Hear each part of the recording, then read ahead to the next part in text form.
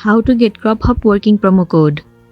So the very first thing you want to do is to head over to any of the web browser.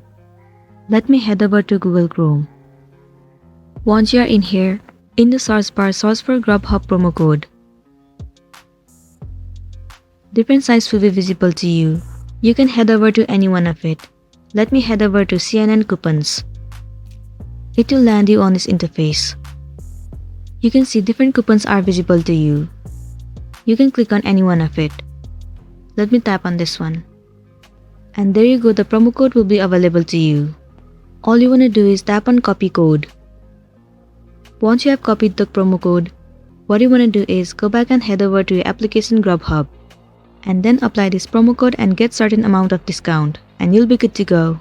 So that's it, and this was our tutorial video on how to get Grubhub working promo code. I really hope this video is going to be helpful for you. Thank you for watching it till the end.